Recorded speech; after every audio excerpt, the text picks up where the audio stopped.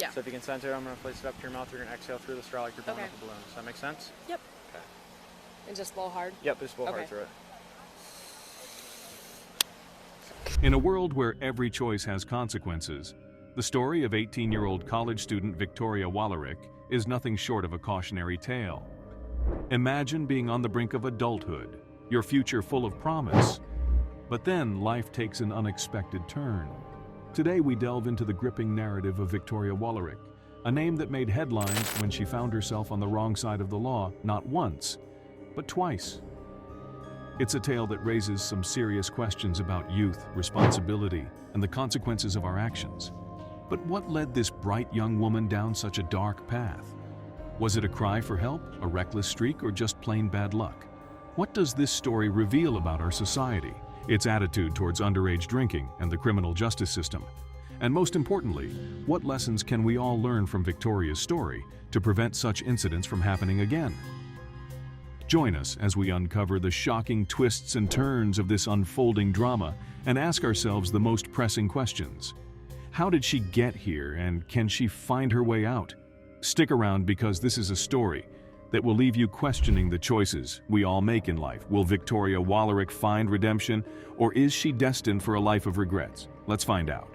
Oh, and don't forget to like this video and subscribe to our channel. As you just saw here, Officer Fjellstol had pulled over the car because it was speeding a bit too fast.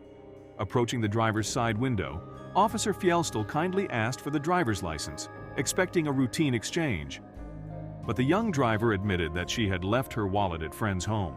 Now, this was already a red flag. Officer Fjellstol's trained senses picked up on something more concerning. He could smell alcohol coming from the car.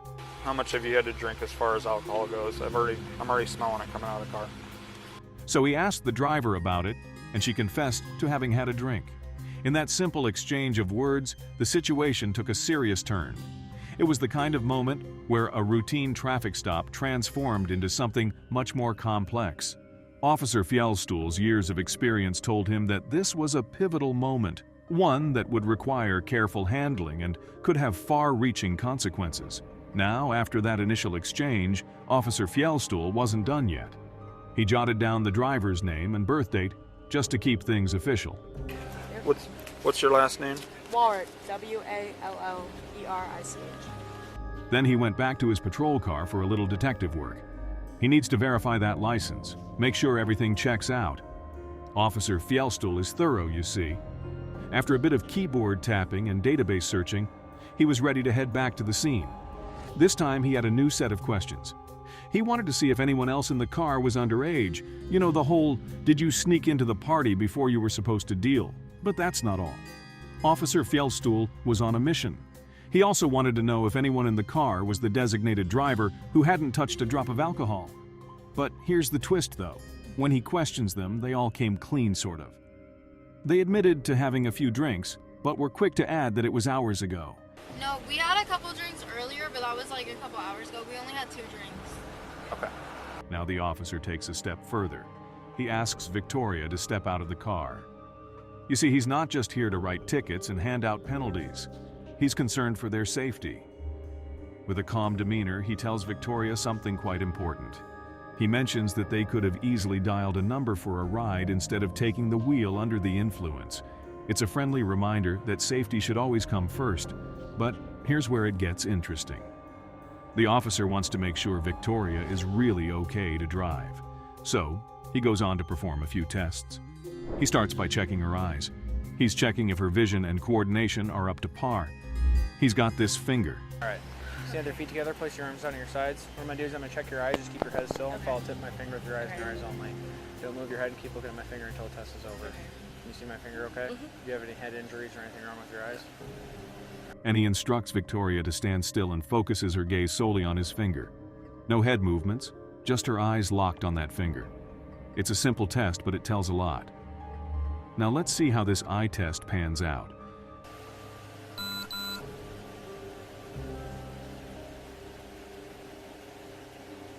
Now, the officer has another test in mind. It's a bit like a balancing act, you know. He wants to see how steady Victoria is on her feet.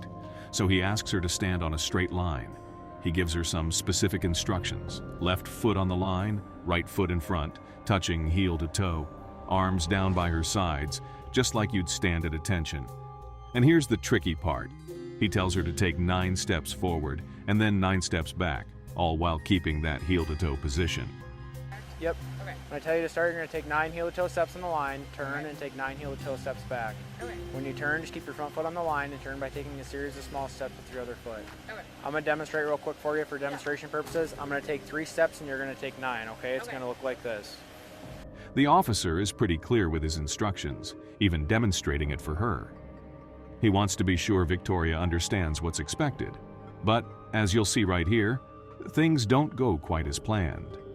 Victoria takes a few extra steps, a total of 15, before realizing her slip-up and turning back to take the correct 9 steps. Now, some might call it a little sloppy on her part, wouldn't you agree?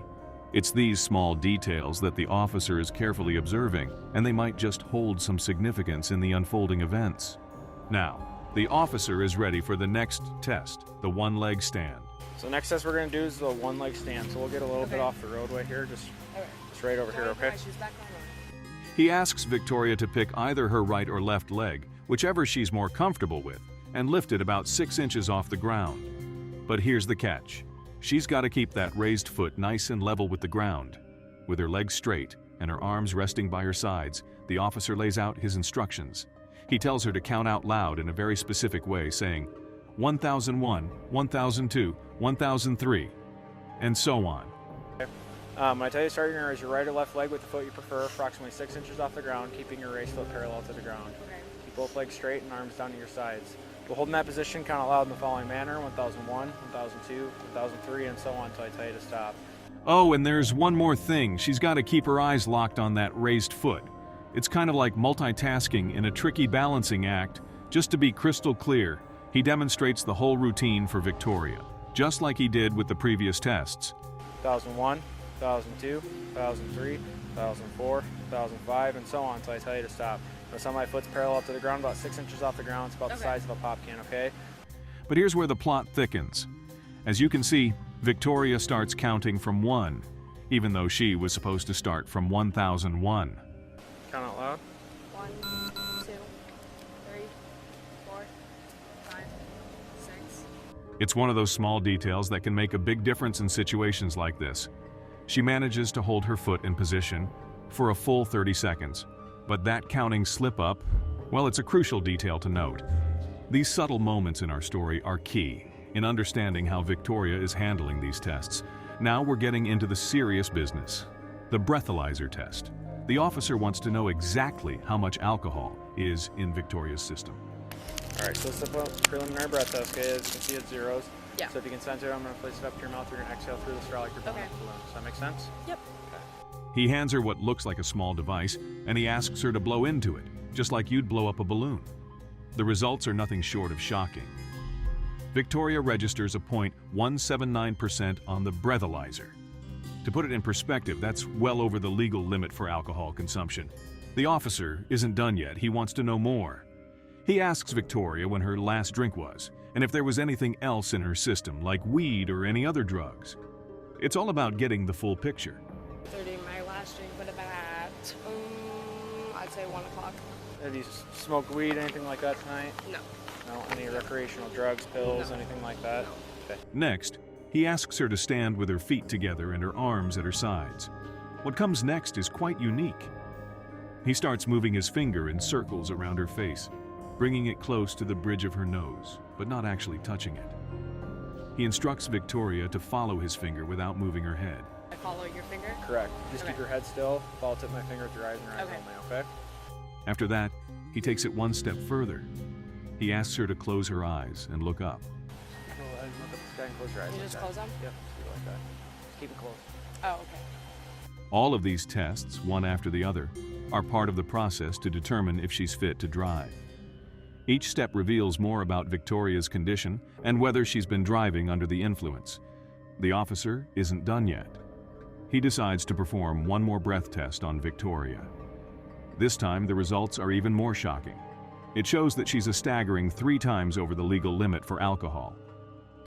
It's a preliminary breath test, okay? Okay. You exhale through the straw like you're blowing up a balloon. Yeah. Okay. Go ahead. As hard as you can, as long as you can, okay? Is that enough? Yep. Okay. But here's a twist. The officer appreciates one thing throughout this whole encounter: Victoria's honesty. Right from the start, she didn't try to hide the fact that she had been drinking. It's a small but important detail in this unfolding story, showing that even in difficult situations, honesty can make a difference. Victoria attempts to justify her decision to drive by explaining that her friends claimed they weren't sober enough to get behind the wheel. She thought she was doing the right thing. However, the officer calmly clarifies the situation. He points out that, technically, he could tow their vehicle, which would mean her friend would end up paying an impound fee for trying to make alternative arrangements to get someone there. Sober enough to drive. So With the vehicle, technically we could tow it. Okay. Okay, and then your friend would end up having to pay an impound fee. We're trying to make arrangements to get somebody down here to pick it up. Despite the explanation, the officer decides to take Victoria into custody. He begins the process of placing her under arrest, and it's during this tense moment that Victoria admits a significant detail. This is her second time being arrested for DUI. Ever? How many times have you been arrested? Just this, my second time. Okay. I've never got arrested for anything else, but Did you request? Yep, I just got it. This revelation adds a layer of complexity to the situation and raises questions about the consequences Victoria may face for her repeat offense. In the end, the consequences of Victoria's actions were undeniably severe. She faced a 7-day sentence in county jail, a sobering reminder of the dangers of driving under the influence. Now, what are your thoughts on this case? Do you believe the consequences were fair? Or do you think there should be different penalties for repeat DUI offenders? Share your thoughts in the comments below, and don't forget to hit that like button and subscribe for more thought-provoking stories like this.